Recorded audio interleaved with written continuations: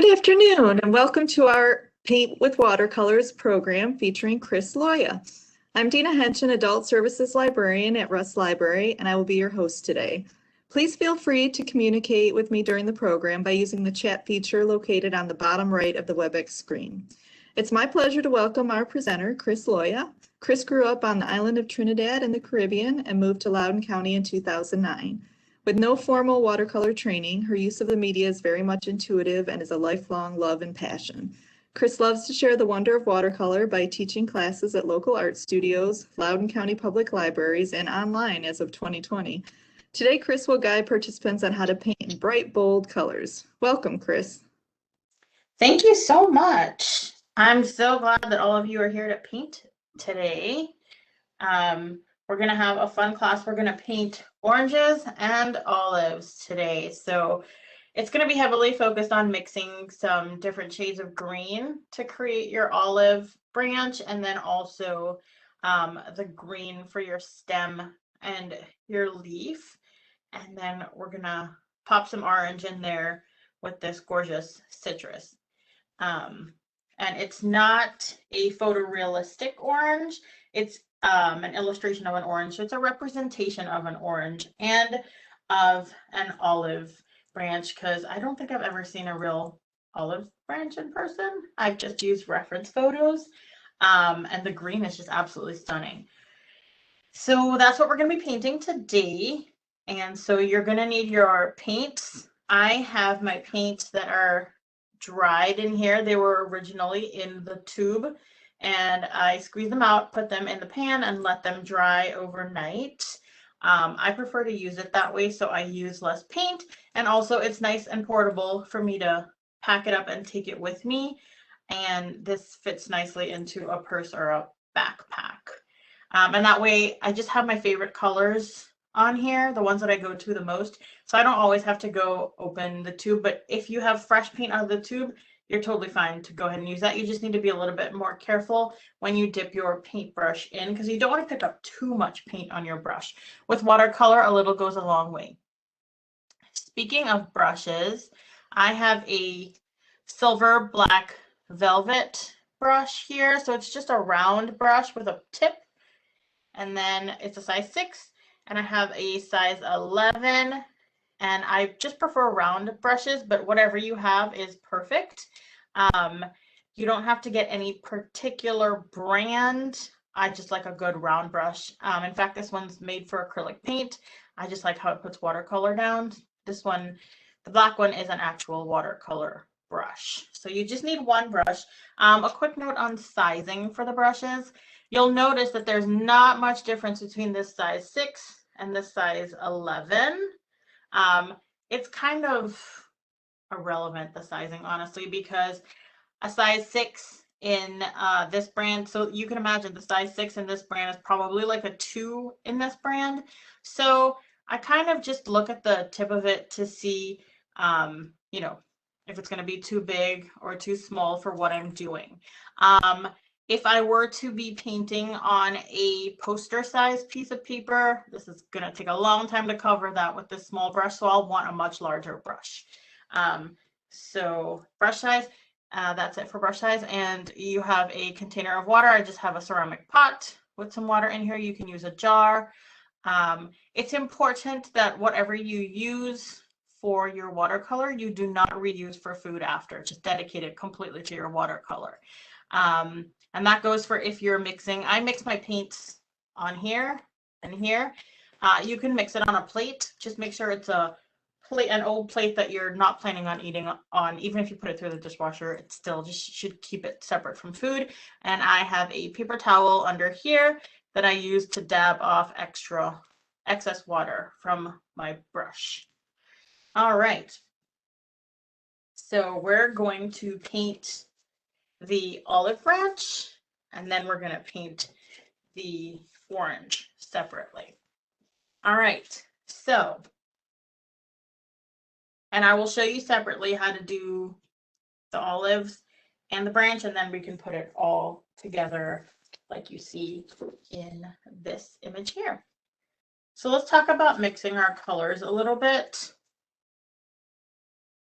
and for my green. So what I do is I wet my brush really well before I go into my paint, and I just tap into my paint, tap my brush, and then you want to find a clean open spot on your palette, and you just want to smush that paint on there that was on your brush.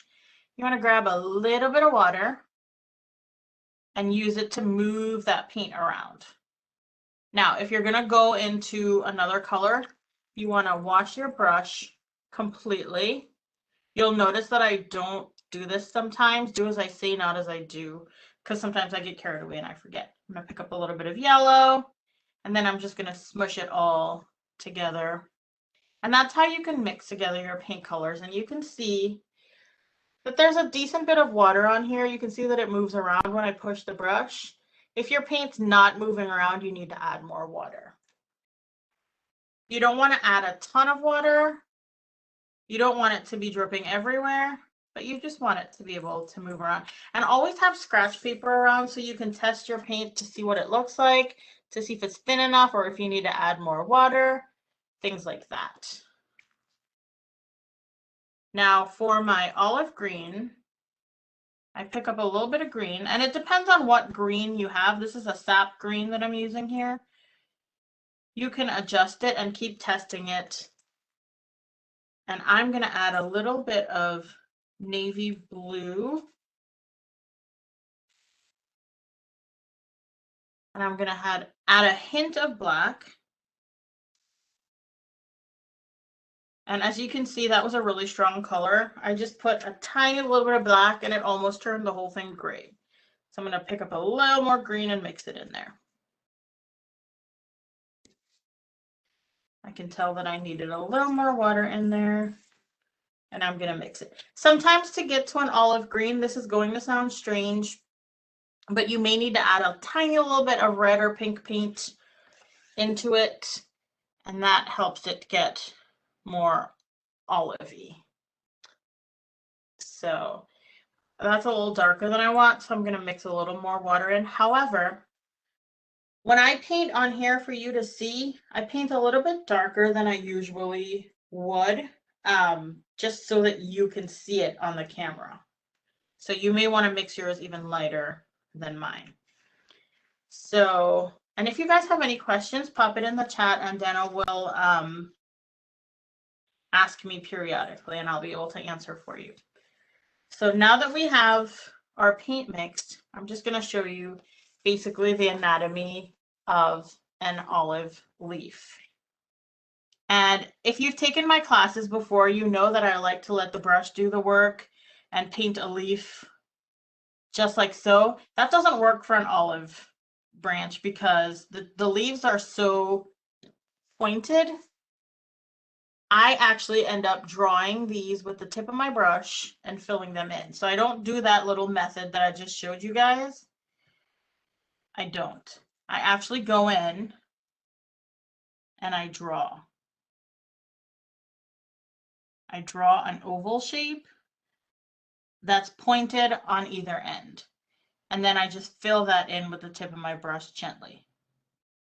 And remember, your paint is very watery at this point, so it fills in nicely.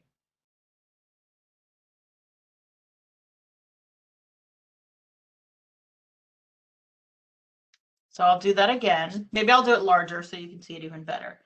I just make one arc up one side, like so, and then I make another arc up the other side, like that. Now notice it's not perfect. My hand skipped a little bit here. If I wanted to go back in and neaten it up, I could, or I could leave it well enough alone. And so those lines that you just made are still plenty wet. So when you take the tip of your brush and start filling it in, it should all mix together nicely.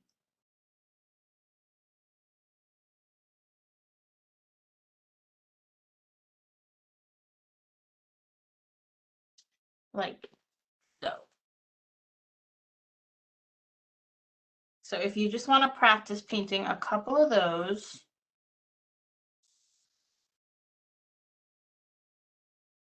so it's almost like a really long eye shape that you're painting.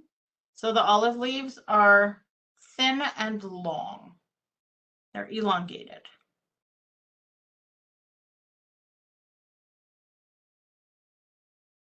And you just fill them in. So where they're attached to the stem, they're very thin, and then they're also very pointy at the top.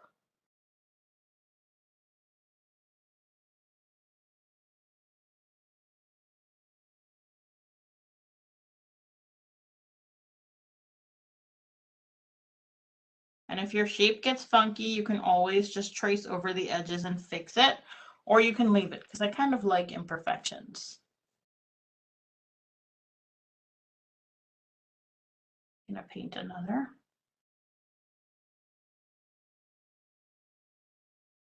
And we're just looking for a representation. We don't want it to be perfect or ideal. When people look at it, they'll be able to tell by the color and the shape that you were illustrating an olive branch.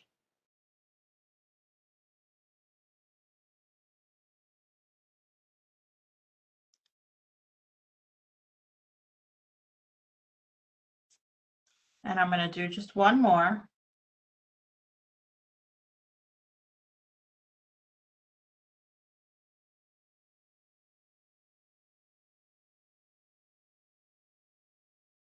And just carefully fill it in, like so. And my edge here got a little wonky, I'll show you. I don't mind it, but if that bothers you, just take your brush and carefully fill it in. And if some parts are darker than other parts, don't worry about it. That adds some visual interest to your watercolor. I'm also going to mix up a slightly darker version of that green. You don't have to, you can just go over it with the same exact green, which I'll show you both. Just going to mix up a darker version here, just so you can see it better. So I added a little bit of black and a little bit of navy blue to my original green.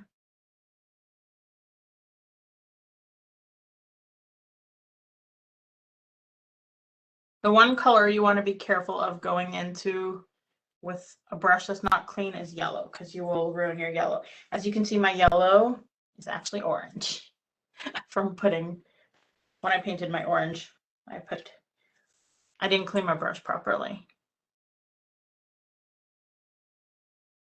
Okay, so to make your olive branch, so you'll notice that the branch is just slightly curved. You can curve it to any side that you want, and you can look at it like this, or you can look at it this way. Either way, the leaves that come off of the branch or the stem, they're always pointing towards that first leaf. So you can say they point down, or if you hold it like this, you can say they point up, but they always point towards that top leaf.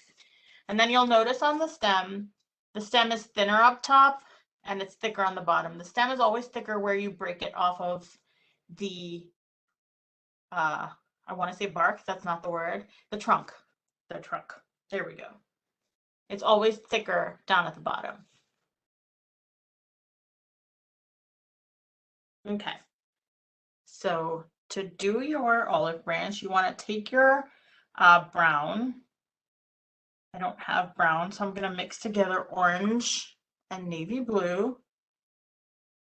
And that'll give me, whoops, put a little too much blue. That'll give me a nice shade of brown.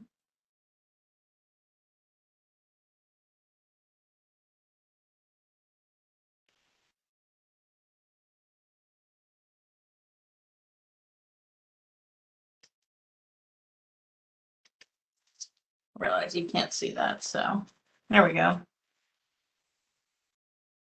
So now I've got a nice shade of brown.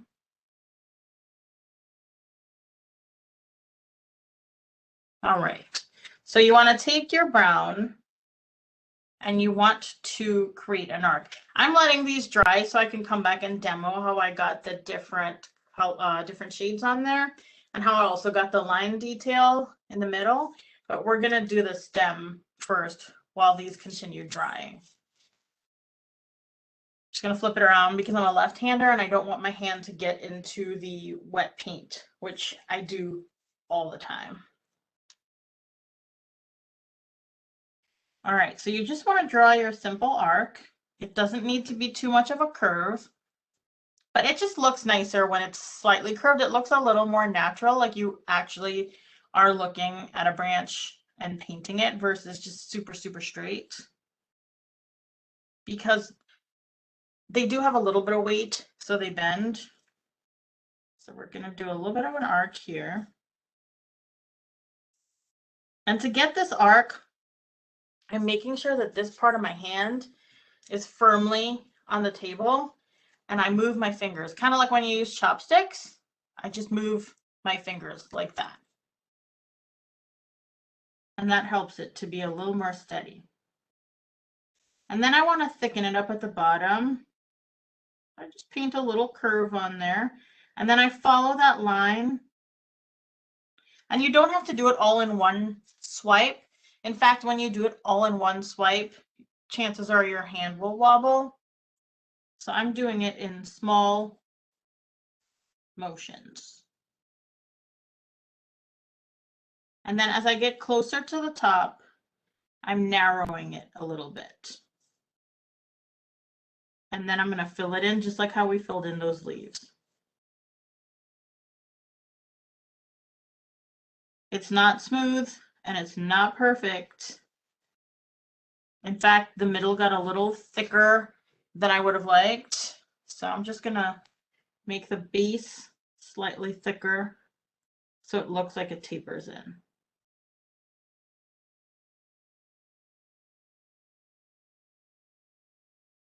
You can always fix anything that you think is a mistake. It's usually not a mistake. It's usually just something that makes it more interesting to look at. And then I'm just going to take that tip out a little bit just so I can get it really nice and thin. And that's how, I got that stem. Okay. I'm going to do the stem one more time for you. I'm going to turn this paper. And while you're painting, don't be afraid to move your paper too. It's easier to move your paper than to try to twist your arm. Okay. So I'm going to grab some more of my paint. And I'm just going to draw that arc. My hand is firmly on the paper. And I'm making short strokes to get to a full line, like so.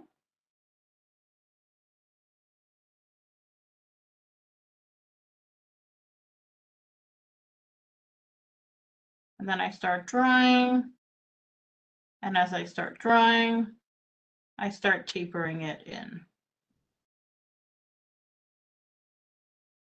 And then you can fill it in. You can fill it in as you go, or you can fill it in after. It's up to you.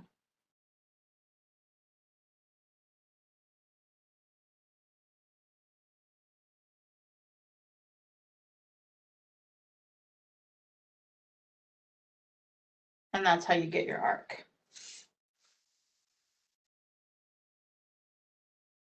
You can wait till it's dry, or you can just go ahead and start painting your leaves. If it's still wet and you paint your leaves, the base of your leaves might get a little brown in it, but that's completely fine. I like that look. Okay, so these are dry enough for me to show you how I got the different variations in there. So this one, I painted half of the leaf on the inside. I painted it a darker shade of green. This one, I painted the whole thing green, darker green. And then on some of these, I put just a line through the middle. So if you look at an olive branch, you'll see lines down the middle, a straight line pretty much down, a darker line down the middle of the olive branch, olive leaf.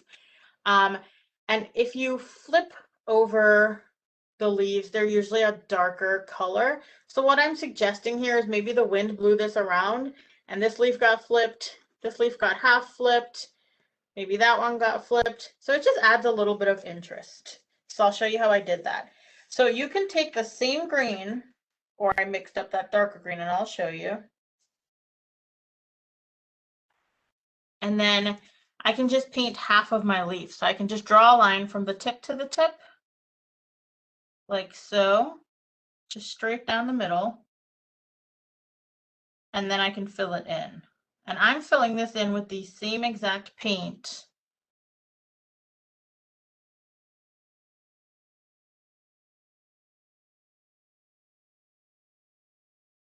that I mixed for the bottom of the leaf. And you'll see that when I put that second layer, it's the same exact paint, but because it's layered on top of the other layer that was beneath it and dry, it's really dark compared to the other one. Come on, camera, focus.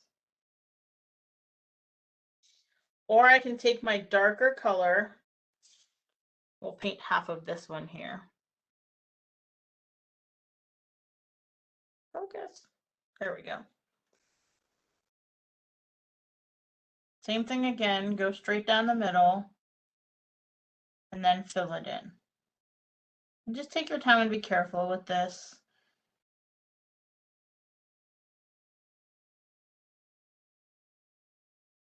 And I don't put as much pressure as when I'm drawing with a pencil or a pen when I'm using a paintbrush, because the top of the brush is soft, and if you put that much pressure, it's going to splay out on your paper and you're going to get a wide line. All I want to do here is follow the line that was already there.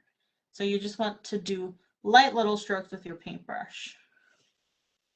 And that's the darker paint. So it depends on the look that you want. And then if you want the leaf to look like it's completely flipped over, you just cover the whole thing with your darker paint or with a second layer of the paint you already had mixed up.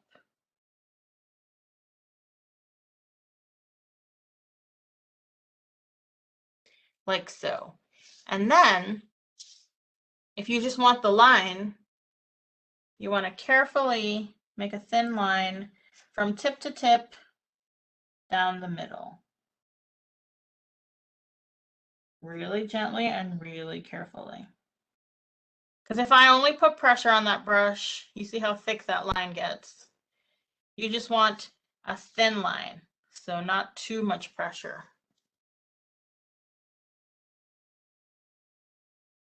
So if I were to put very little pressure, I get a hairline, it's so thin. If I put more pressure down, I get a thicker line.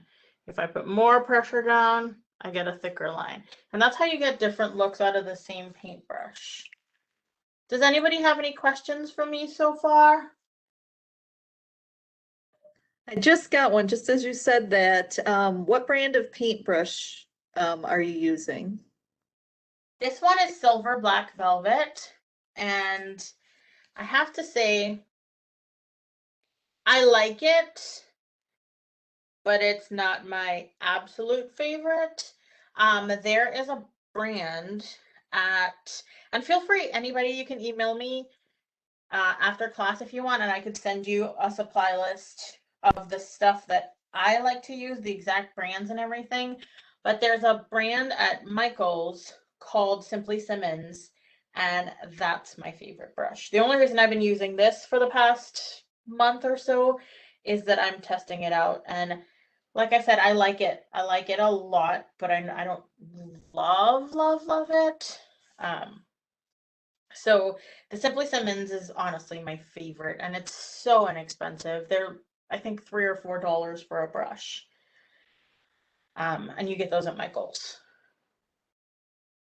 All right, so we're gonna start building our leaf. Now that you know how to do your basic leaf, color in half of it, color in the whole thing, or just put a line down the middle. So I'm going to use this guy here. We want all of our leaves pointing towards our top leaf. So we can paint our top leaf in first. So we're painting that leaf shape, pointy leaf shape. I'm trying not to crash it into the one that I just painted there. And I'm gonna fill it in. So we have somewhere for these to head. So we want them to go down towards the top leaf. All right. So for this one, I actually curved it in a little bit at the top, and you can vary that if you want to. So I'll show you how I did that. I went, instead of out, I went in.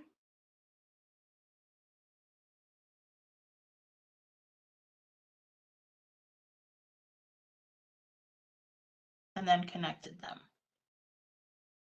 And I'll do another one like that too. Like so. The next one, we're just going to do it regularly. So we're going to go make that eye shape. Now, these accidentally got a little bit longer than this, so I'm just going to elongate this top one because I want them to all be pretty much the same length of leaf. I'm just going to ignore the fact that this sample branch was there. And I'm just going to fill in.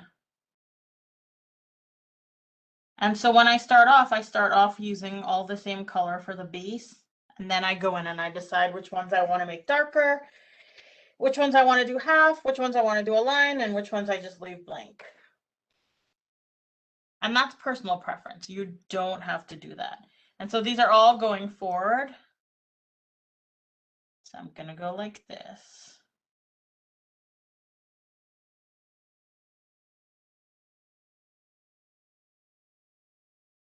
And so we're going to paint the branch without olives.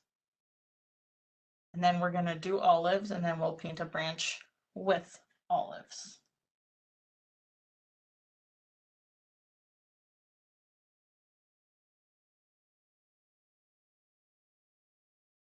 So all I'm doing is the same exact shape that I taught you how to paint, except I'm angling it up.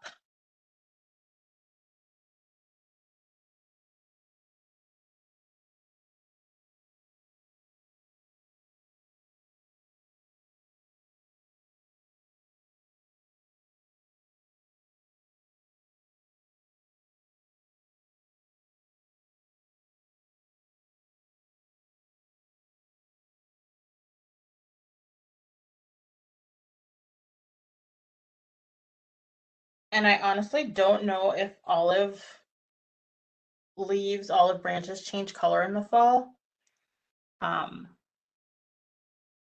this is your representation of it. So if you want some orange leaves, you can feel free to do that. You have artistic license to do whatever you want on your paper. Or if you want purple leaves, go for it.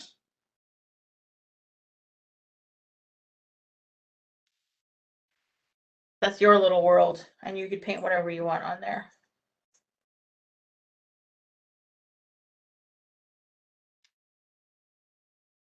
I was running out of paint, so I'm mixing up a little more using all the other colors that I had on here. So my other leaves might be slightly different color. That's okay.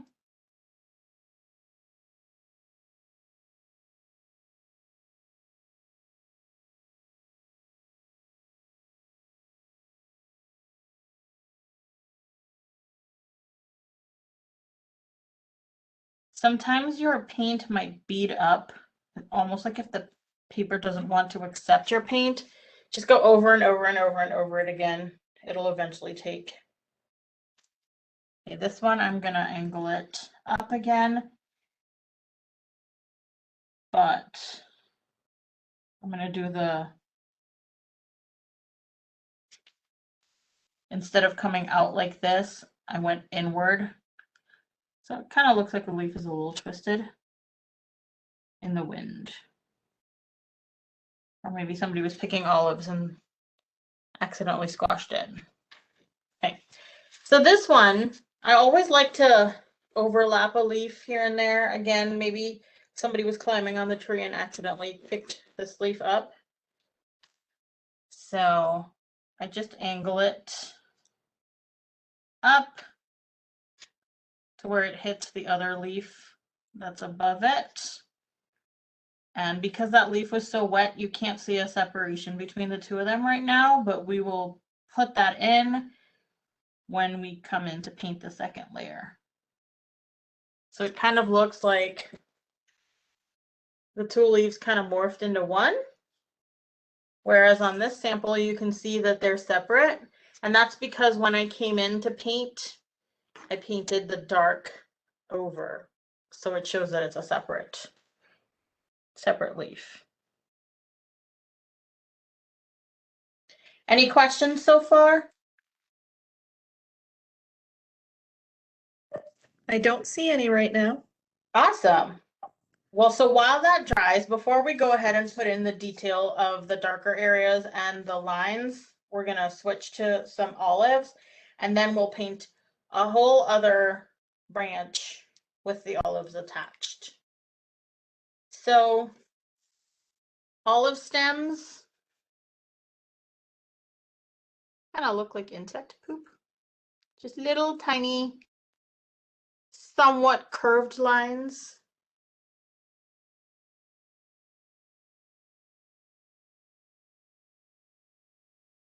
Okay, that was probably a weird comparison, but I'm obsessed with cicadas and insects right now. So, okay. So you just want, and you don't always have to show the stem. So on my sample, you can see that on this guy, you see the stem. On this guy, you don't. It almost looks like it's just growing out of part of the leaf and part of the stem. All right, so all you want to do is just draw a small little curve like that. And that's your olive stem. Just a small little curve with the tip of your brush.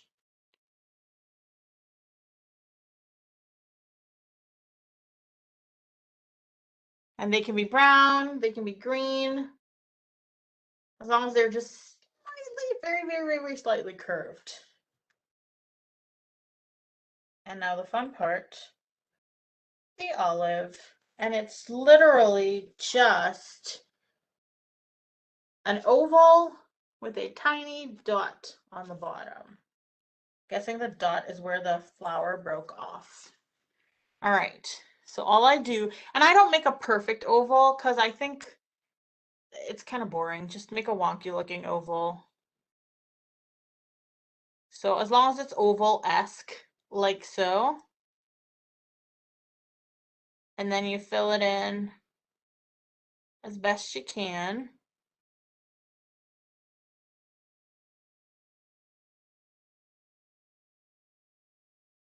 Like so. And that's your oval. I mean, your olive.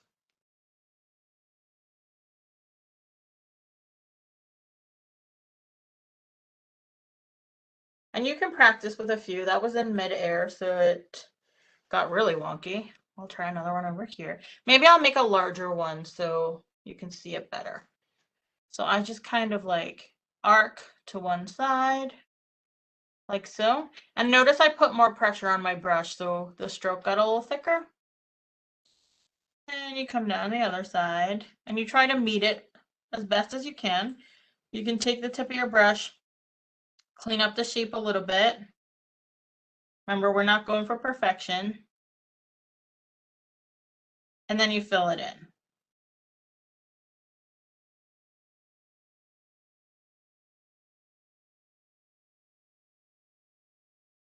Like so.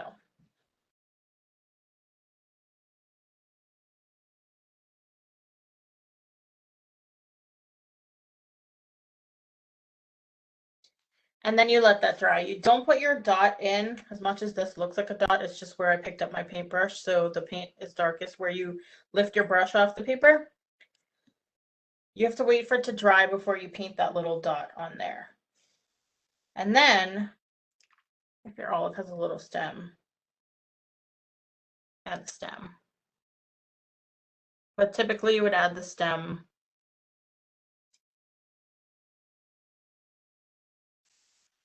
off of here before you put your olive on. So I'll show you that. But practice your olives for a minute. And then we'll go back and put some more detail on the branch. I'm going to mix up a little more paint while I do that because I'm running out.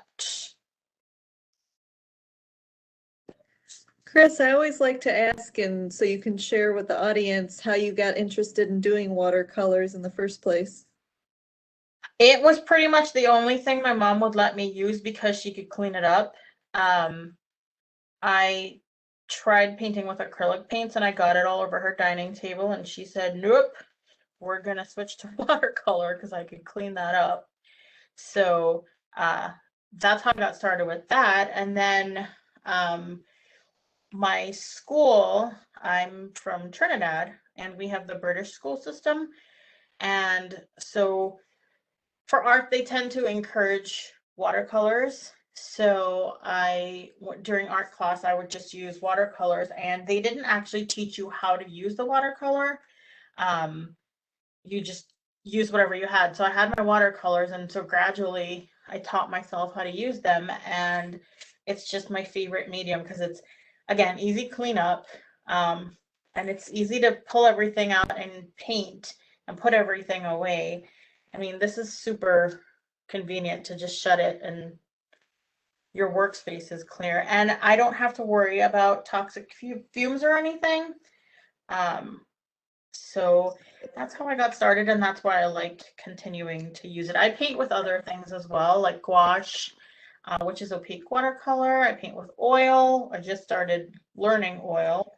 And I also paint with acrylic, but watercolor is just so much easier for me because I'm used to it. Nice. Yeah. I do have one other question that popped up. Can you please repeat what colors you used to make the color of the olive? Sure. It's basically the same colors that I use for the leaf. So I have a sap green. I wonder if I get closer, if that'll be any clearer for you. Sap green. Both of these are sap green from two different brands. They're pretty similar though. And then I put a little bit of yellow. Actually, no, I didn't use yellow. I used a little bit of dark blue and a little bit of black. You can add yellow if you want. And if your green is on the brighter side of things, you can always add a tiny little bit of red or pink if you have that on your palette, and a tiny little bit at a time, and that will neutralize your green a little bit more to that olivey side of things.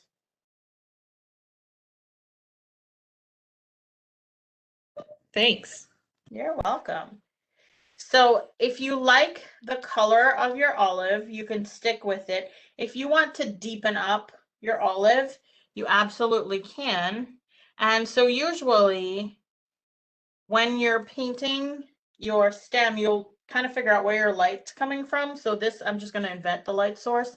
We'll pretend that the light is coming from this way. So when the light's hitting here, I'll just point to it, then the shadow is going to happen on the bottom here. So I just like to darken up where the shadow is just a little bit. And you can use another layer of the existing paint, or you can mix up a whole new color. And I clean my brush and just blend it out a little bit. So I rinse the brush, tap it off on the paper towel, and just use the tip of the brush gently, really gently, because I don't want to lift that pigment that's already, that paint that's already on there. And so you just get a little bit darker on the bottom. You can, you know, go crazy and make it like even darker if you wanted to. And then I'm going to let that dry, and then I'll put the little dot on the bottom. The dot's usually the last thing that I put in. Okay, so what I'm going to do here is carve out that leaf.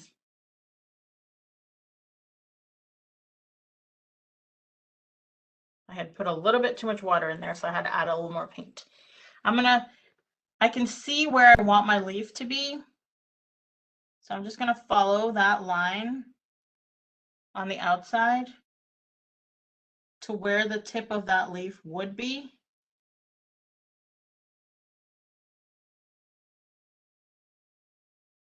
And then I'm going to come down the middle. I should have probably made that a little darker for you to see. So let's try that again. So I followed the line and I went up to the tip of the leaf and then came down that midline back to the other tip. And now I'm just going to fill that in. And that gives that leaf a little bit of dimension and also shows that it actually is separate from that leaf that we painted above it. Do you see how that separated them? So they don't look like they're joined anymore. And then I'm just going to pick a random leaf, maybe this guy here. I'm going to make the whole thing darker. And this is just something I do for visual interest. You can leave it the way you had it before. You could do what I'm doing. I get a little bit darker here, so it's easier for you to see me.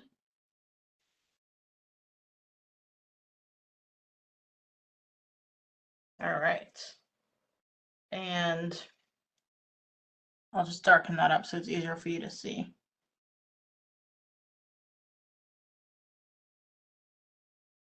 This guy's nice and dark already. All right, and then for some of these, I'm just going to put that midline in. And watercolor is all about building layers. So if your stem is too light, you can go over it with another layer and darken that up. And watercolor dries a lot lighter than when you first put it down. So don't be afraid to go build up those layers. That's what gives watercolor its fun. I'm going to maybe take this leaf here and I'm going to darken up the inside. Go down the midline, follow the outside, color it in. This guy is just going to get, I think I'm going to make the whole thing dark.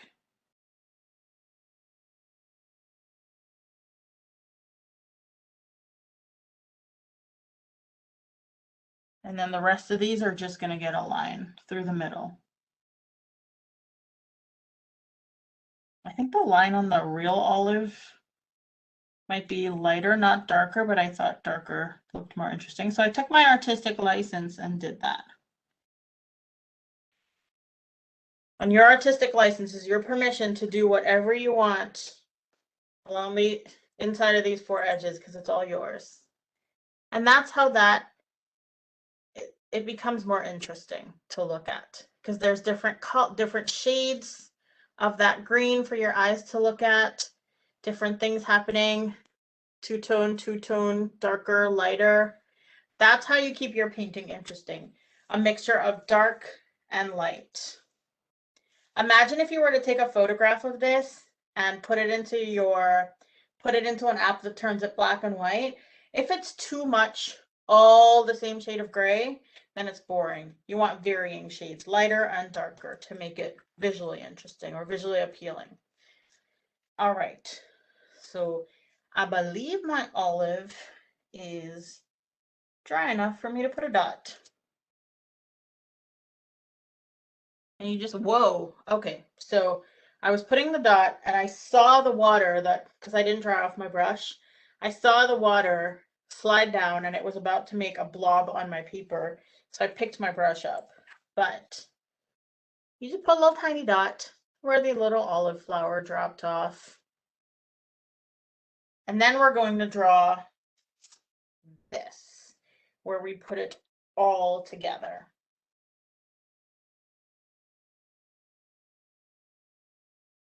Everybody doing okay so far? Ready for the big kahuna, putting all those things together? I think everybody's painting away. All right. I'm going to mix up a little more brown. If anybody needs to see that, I'm going to bring my palette over. A little bit of orange. Rinse my brush. Grab a little bit of navy blue. Too much navy blue. I always do that when I mix orange. I always put too much blue. So go slowly and gently with the blue. Okay, it looks kind of green right now. I'm going to put a different shade of orange in there.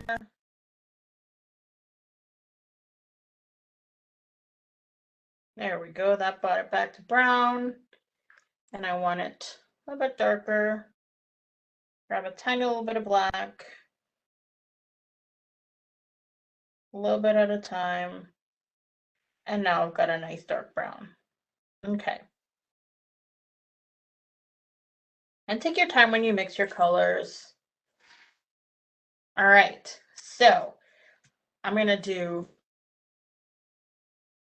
a full leaf with the olives.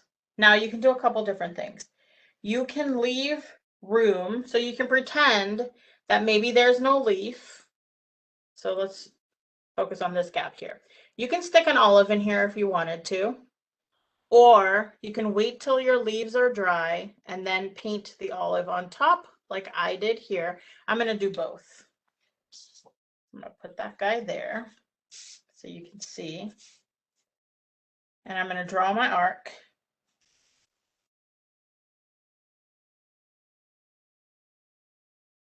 And if you need to change your water, by the way.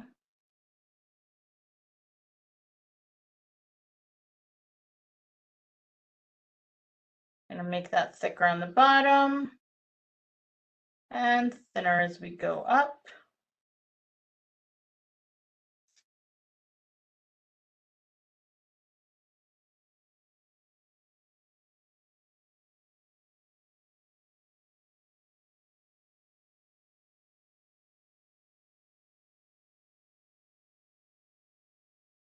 Like so.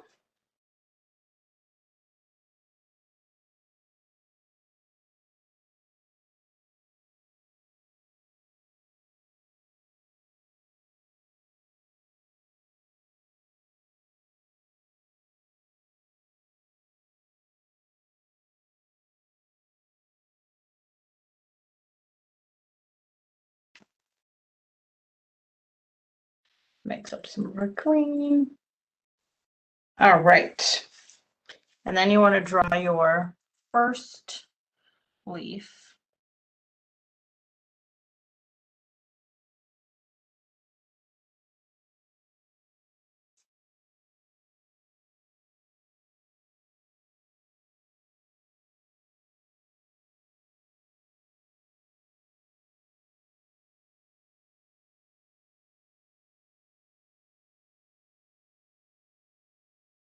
So that you have somewhere to point all of your other leaves.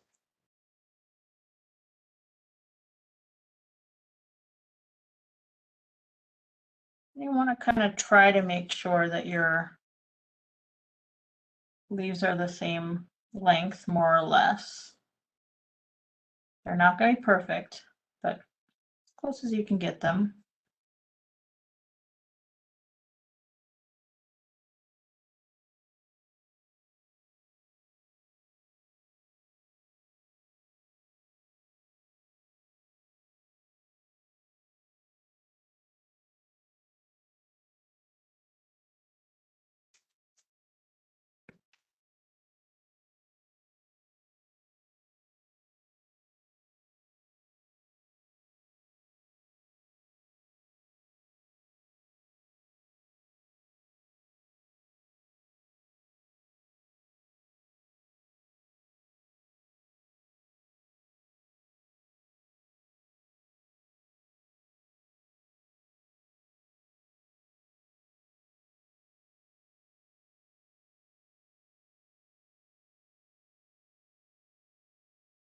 And every time I mix my greens when I ran out of paint, it's slightly different from the time before. but I'm not too worried about it. But if you want to make sure you have the same exact green, you want to mix a lot up ahead of time.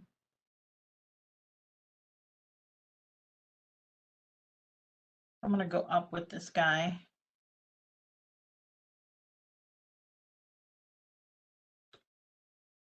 Because you don't have to wait till the end, the bottom leaf, to do that.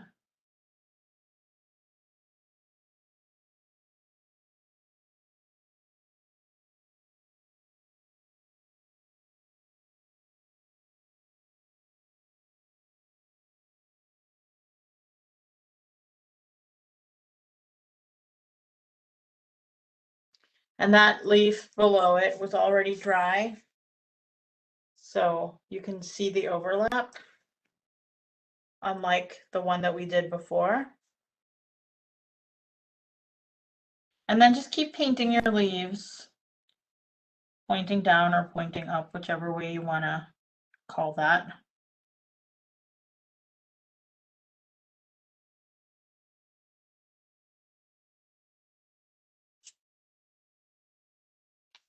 And I did 2 of these pointing way up. Not intentionally, I just kind of zoned out and did it that way.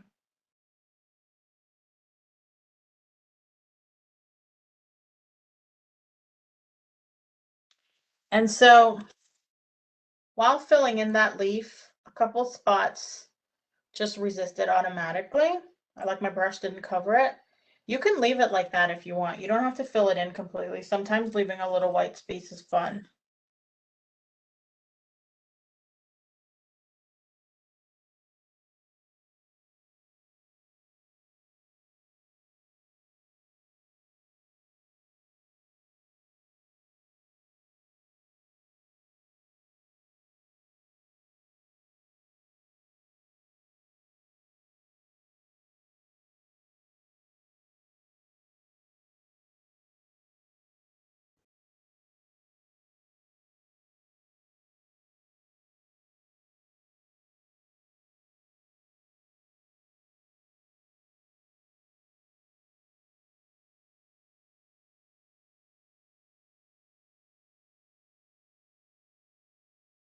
So between here and here was a little bit of a larger gap than I intended. So that'll be a perfect place to put an olive. Or like I said, you can overlap them.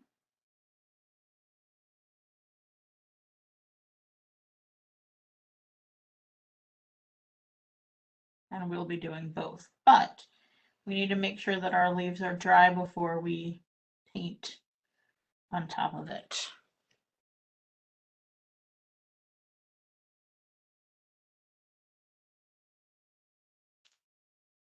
So I'm done with my base branch, and I'm going to let that dry for a quick second. Does anybody have any questions while we're waiting for that to dry? I do not see any. I think people are painting away. Well, I used a little more green than I intended. I think I put too much in there.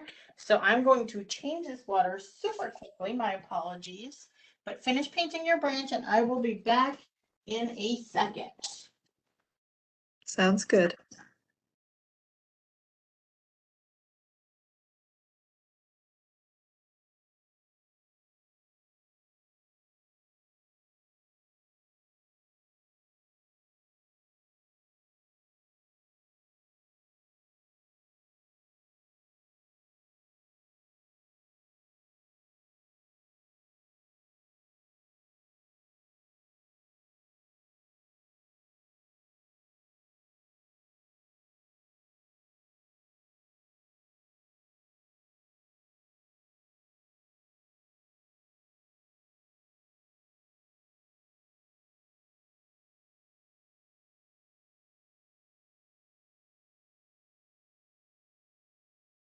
So my water will usually last me for a whole painting. But Quick question for you, Kris. Do you use the same green for the olives as the leaves? I do. You don't have to. If you want to make your olives a little more brown, you can. but they sort of look more greeny on the tree. So I just use the same color. One thing of water usually lasts me a whole painting, but there were a couple times that I went a little too hard into the black paint. So my water was getting dark. If your water gets too dark, it'll change the color of your paint that you put on your paper. So I do want to darken up my stem. I'm going to show you how to do that. I just want the bottom a little bit darker.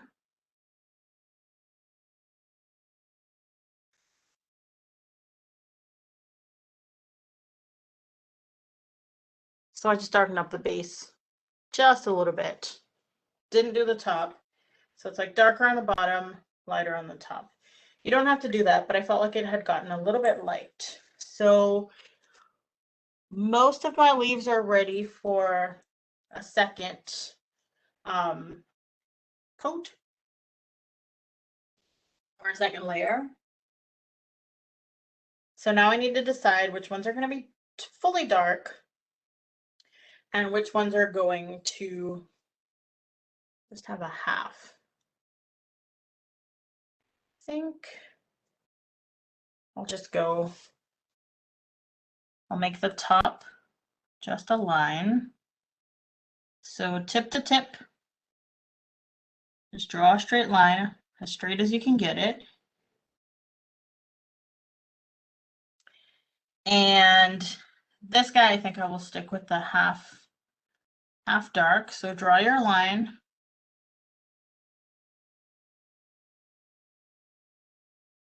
And fill it in.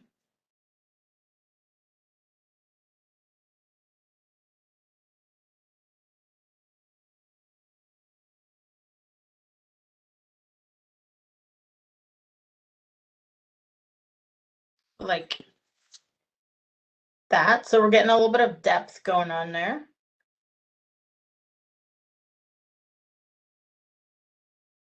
And this guy's going to get a line.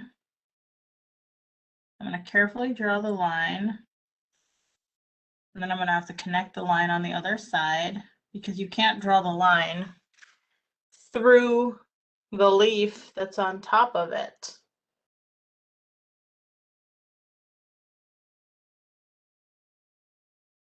I think this guy is going to be completely dark, the whole thing. So we put another layer over the whole leaf, like so.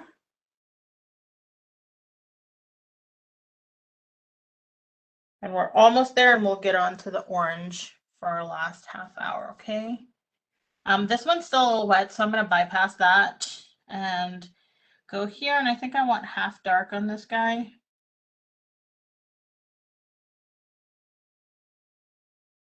And I'm making the side that's on the inside closer to the stem darker, not the bottom part.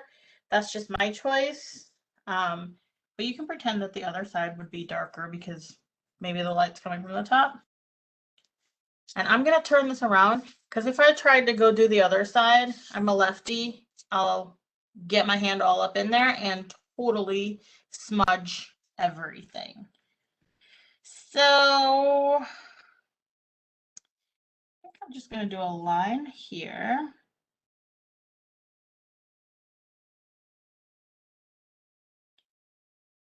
I'm going to make the inside of this darker. And if you just want to make a line through all of them and not make any of them darker, go ahead. It is your piece of art. I think I'm going to make this whole thing dark.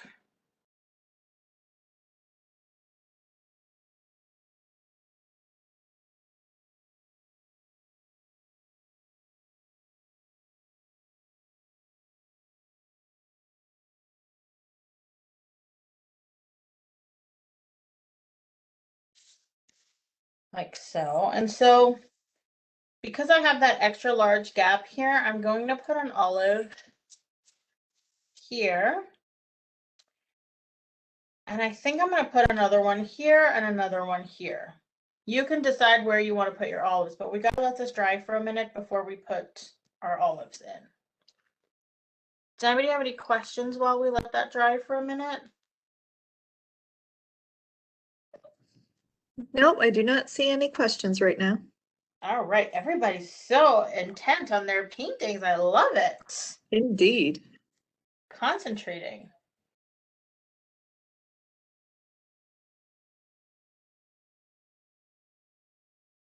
So I'm checking to see if it's dry enough to paint my olive. And because I have that gap that I'm filling with an olive there, I could put it in. But what I tend to do, I don't think it's visible on camera, but if your paper's shiny, that means that the water hasn't absorbed yet, so it's very wet. It can be matte, but if you feel the back of your paper, you could feel if it's cold. If it's very cold, that means it's not dry enough yet.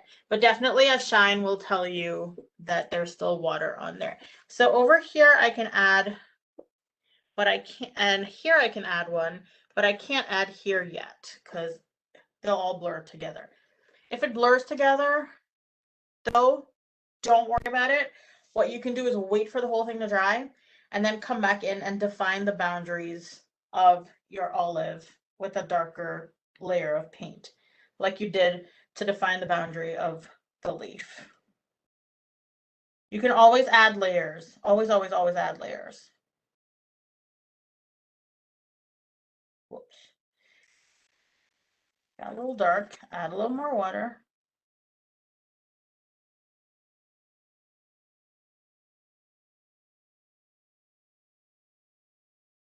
Okay.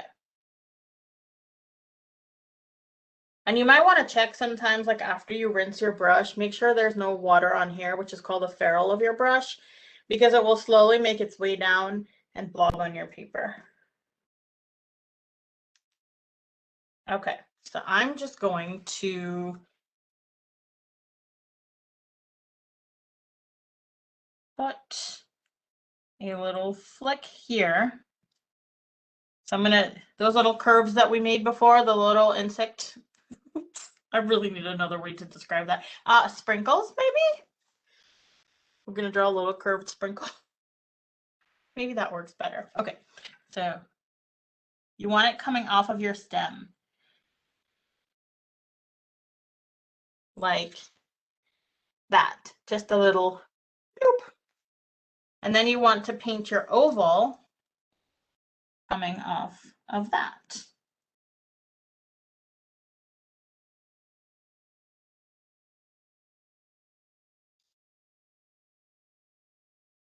Now, if you're the kind of person that's more comfortable drawing with a pencil and then filling in with paint afterwards, you could definitely go ahead and do that.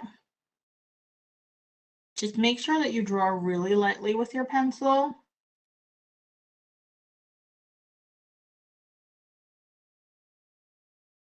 So that you don't see your pencil line through your paint, because you can't erase it after the fact.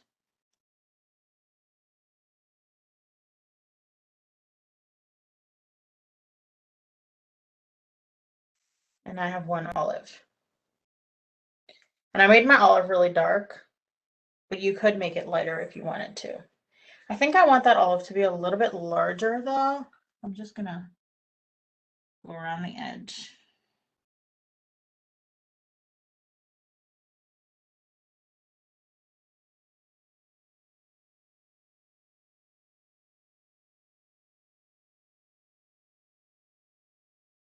And I put a lot of water on there. You could see if I move my brush around, it's literally moving the puddle around. You don't have to use that much water. And if I didn't want that much water on there, I could rinse it, pat the paintbrush dry, which makes the brush thirsty. And then when I put the brush in here, it sucks up all that extra water with paint in it. So if you accidentally put too much on there, that's how you get that off. Okay, I think it's dry enough here for me to add one. And oh, I made my olive stems green just because I already had green on my brush. But if you want to make them brown, go ahead and put some brown. In fact, Here, I'll just rinse the green off. Grab a little brown.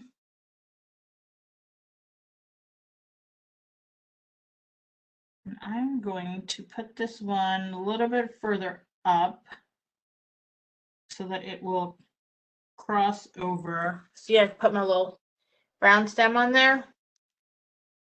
And I'm going to make it so that the olive crosses over the leaf a little bit.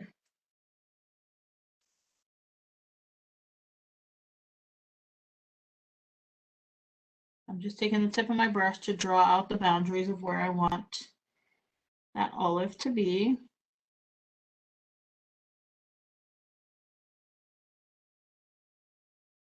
And then fill it in.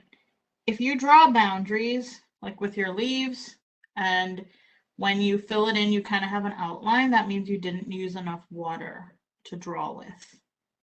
The fine line between using enough water and using too much water, and that's something you just learn with practice.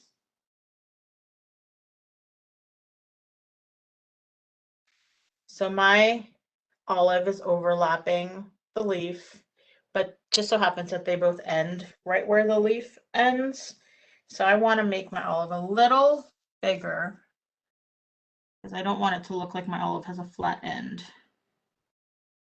I want it to look totally oval-esque.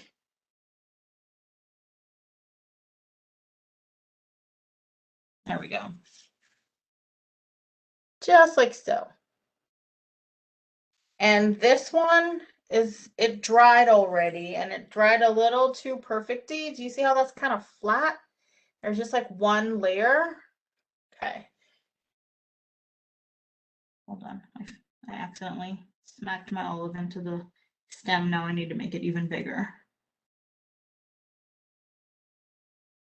so it would look intentional. So I just made it slightly bigger.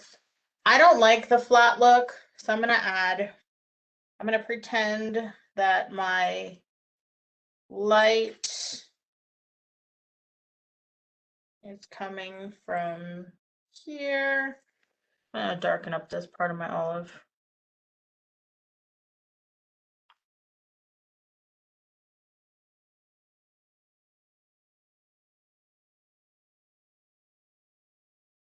There we go.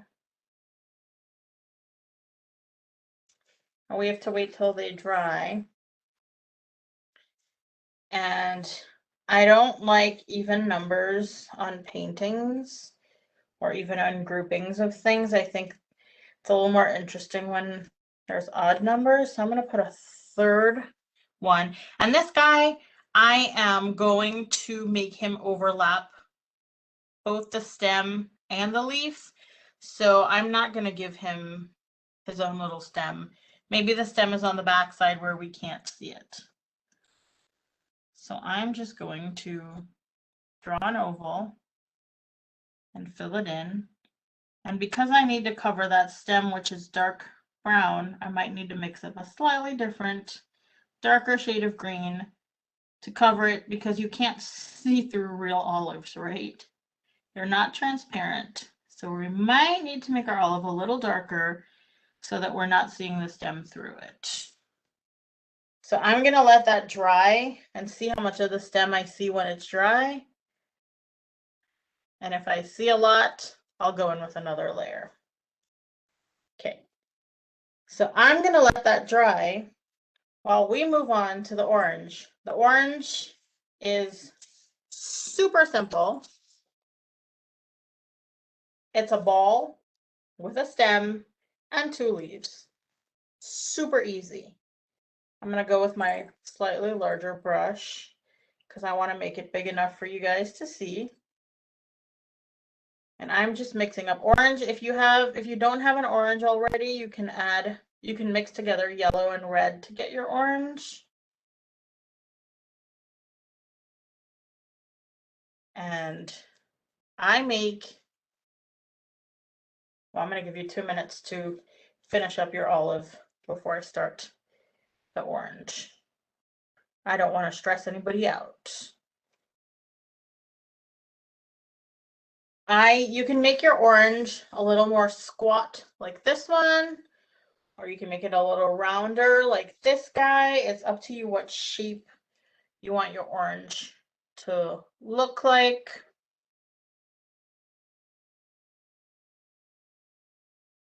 Give you another minute to finish. Somebody is asking, what is the name of the orange color you're using? Ooh, good question. I believe that it's Winsor Orange from Winsor & Newton. But if we were to compare it to something in real life, it's pretty much a true orange or like a pumpkin-y orange, so it's a little bit yellow. It's very slightly on the yellow side. So if you only have yellow and red, you'll want to mix slightly more yellow into your red. Okay, so I'm going to start with the base coat of my orange, and I am just going to use my brush. Now, two different ways. You can use your brush like a pen or a pencil and get that thin line, like so, or you can lay your brush down and get a really thick line. It's up to you. So I'm just kind of carving out some sort of circle-esque, some sort of round shape. Sometimes it starts out as a nice circle and then I start filling it in and my hand slips and it ends up being more of an oval. Your artistic license. And I'm also moving my page around so I'm not having to twist my arm in weird configurations. Let's be kind to our joints. We want to paint for a long, long time. And I'm just moving my paper around. And then when I get back to where I started, I'll determine whether I need to fix up the shape or if I like it. I think I need to come out a little bit more here.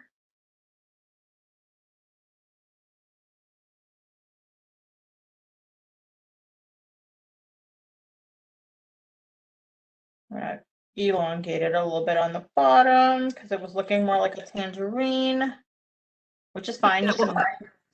Oh, sorry. Oh, go ahead. No, I've got a question. Could you repeat the color for orange? Is it yellow and red with more yellow? Yes, you got it. Yellow and red with a little more yellow than red. Thank you. You're welcome. So you might want to put down your yellow paint and just add a little bit of red into it gradually. So this is the base of my orange, and I'm going to let that dry. You can drop a different shade of orange in, and you get this effect where you put a little bit of darker orange and it kind of bleeds out a little bit. That could be fun too. Let me show you what that would look like. I'm going to mix up an orange that's a little more red.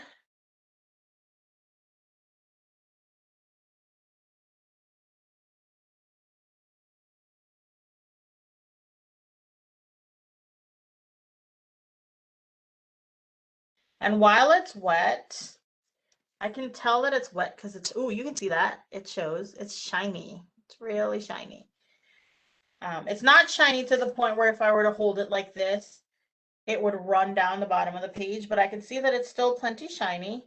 If I just take that darker color and tap it, do you see how it's spread out? I just tap it. That could be a fun look. Just tap it in a couple places. And then just let it do its thing. Or you could have just left it like I had it before. I just wanted to show you what it looks like when you do that wet on wet technique. So when you put wet paint on top of wet paint, it's called the wet on wet technique.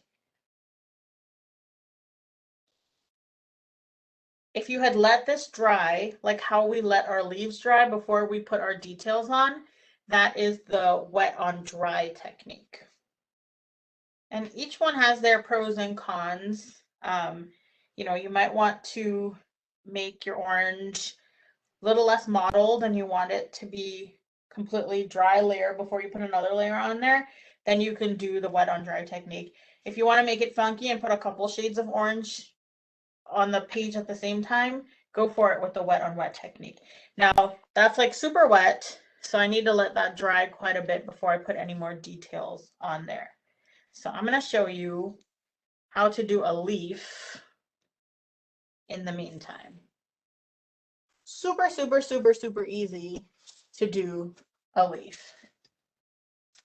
If you've taken my class before, you've likely painted 1,000 leaves by now. We'll just paint 1,001. How about that? I'm mixing 2 shades of green together.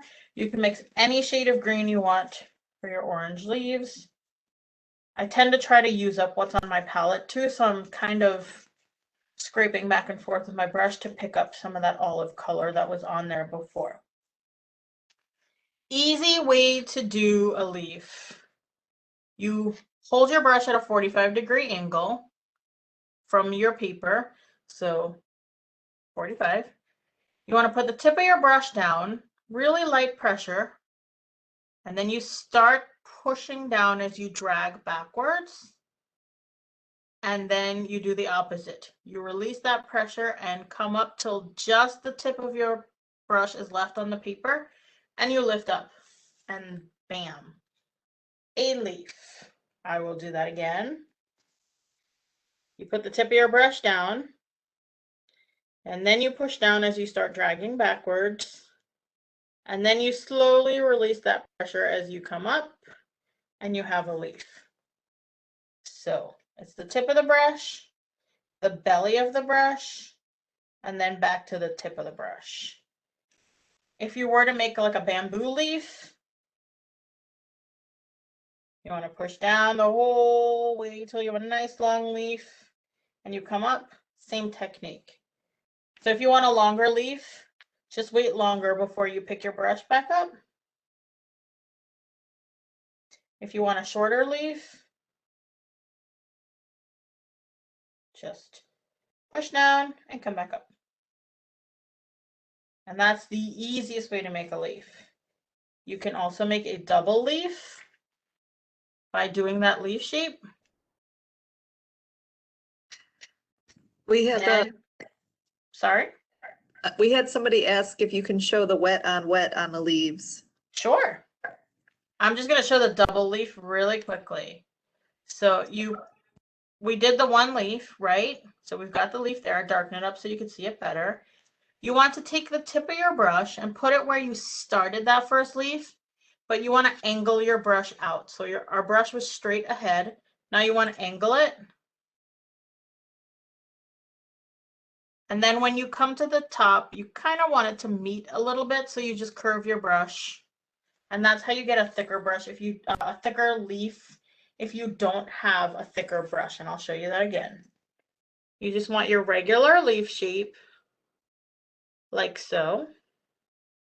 And then you want to start where you started before, but you angle it out, and then you bring it back in. You get a double leaf. So that way you don't have to go find a bigger brush to make a bigger leaf. And with the wet on wet technique with the brush, with the leaf, I'm going to just make a little bit of darker green here. And I'm just going to take the tip of the brush with that darker green, and I just tapped it on there. And this gives you some fun modeled leaves. You can imagine playing with this with red or orange in the fall, and it'll give you fall leaves. So you can change up the colors as you go. You can even, while that's doing its thing, maybe drop a little yellow in there, and that'll change your color even more. You can have a lot of fun and play around with it. A lot of fun. Okay, so we're gonna switch back super briefly to our olives. And our olives are super dry. And then you just pop your dots on there. Little dot on the bottom there. Little dot on the bottom there. Which way does this olive go? Oh, a little dot on there. And that's it for your olive branch. If you wanted to wait a day or so and take a look at it. And if you feel like your olives aren't dark enough, your dark leaves aren't dark enough because everything dried a lot lighter than you thought it would, or if you're painting at night and you want to see it during the day, wait till the next morning and you can decide if you want to put another layer on it. Okay. Now, my olive is still a little damp. My orange is still a little damp, but I'm going to show you how to put the stem and how to put the leaves. It's not damp to the point where it'll do the wet on wet technique, but I'm not going to put another layer on the orange just yet, just the leaves for now. And so on the top, you want to start your stem a couple millimeters below where the edge of your circle starts. So I'll show you on here too. It doesn't start at the tippy top. It starts a little bit further down, and it just kind of looks like, it looks a little more realistic.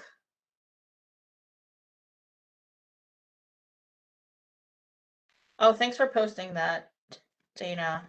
I have a private Facebook group if any of you are on Facebook and want to join, and it's only for people who have taken my class before. I will have to approve it. And that way you can post all your work, you can ask questions, you can, sorry, I'm waiting for this to focus. You can get feedback on your art, and you get first dibs on classes too. All right. So I'm just going to draw a stem. I do it straight up. You don't have to. I do make it thicker at the base and thinner at the top. And if your orange paint is really dark on there, you might have to wait till your stem dries and then do another layer so it covers it up. So thinner at the top, and I always make it thicker at the base. So I sort of curve it outwards a little bit, and then I connect those lines. And I'll show you a little bit closer what that looks like. See? So it didn't start at the edge of the orange line. It started a couple millimeters below. And that's my stem. You can make your stem as long as you want. I just make a little short stem. And then off of the stem is where you want to put those leaves that we just learned how to make. And you can decide if you want it on the left, on the right, or if you want both. So if you wanted any of your leaves to overlap the top of the orange, you'd have to make sure your orange was very dry for that. So I'm going to angle my leaf up. So I'm going to put the tip of my brush, push down, come back up. And I don't think that's thick enough, so I'm going to do the double leaf technique, where I put the tip of the brush where it first started, and then I just want to come along the left side, and as I'm releasing that pressure, I want to curve it up to almost meet where that other one started, and we get an adorable little leaf.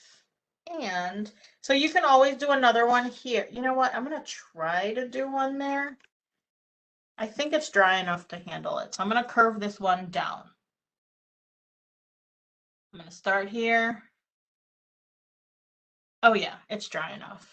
I'm going to do the double technique again. Now you'll notice you can see my orange through the leaf, and leaves are not typically transparent. So I'm just going to gently go over it with some more paint, and then when it dries, I'm going to take a peek to see if I could still see the orange through it. And if I can see the orange through it, just like with the olives, I'll go ahead and put a whole other layer of paint on there. And then you can leave it like this, or if you want to put another leaf over here, you can do that. Again, I'm going to do the double leaf because somehow I ended up picking up this brush instead of the other one. And when you do that technique with the tip of the brush and then you push down and then the tip of the brush, it varies the color on the leaf. Sorry, it varies the tone of the color on the leaf. So you get that lighter effect, darker effect, lighter effect. And I think that that's great. If you don't want that, you can do what I did here, which is just kind of fill it in with some more paint. And then when your orange you think your orange is dry enough. It's still a little cool to the touch. My paper is a little buckled. It's not super flat, so I know that it's not bone dry, but that's totally fine. It's not wet to the point where it'll do the wet on wet thing. It should stay where I put it. Kris, Yeah. I'm sorry. I just wanted to let you know we have about 4 minutes left in the program. Yes, absolutely. Thank you. All you want to do is darken up the bottom of your orange on one side like that. And then you just taper it and make it thinner as you get towards the top and the bottom, like so. And then you rinse your brush and you just gently use the tip of your brush to kind of blend that together a little bit.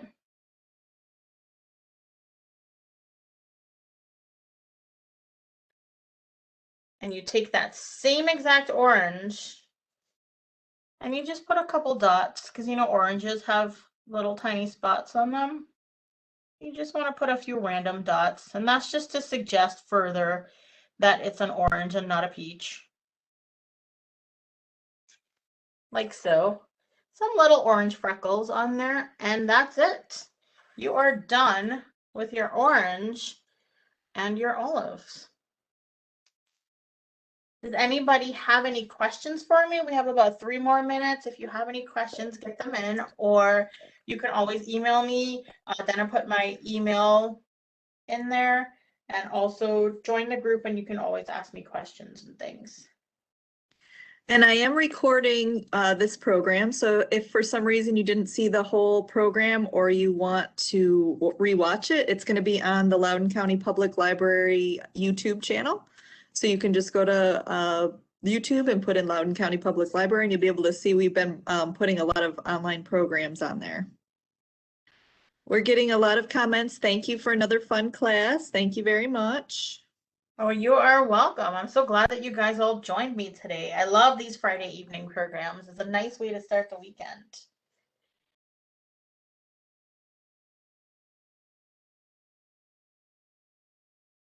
And people just signing off and saying thank you so much.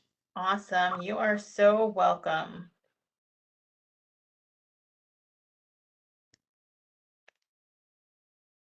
All right, well, I think we can wrap it up. Kris, thank you so much for being here, and thank you everybody for attending. Please keep your eye on the online calendar, and we are slowly starting to resume some in-person programming as well. So that is also on the online calendar. So just check it out and see what you're interested in. Thank you guys so much and have a good night.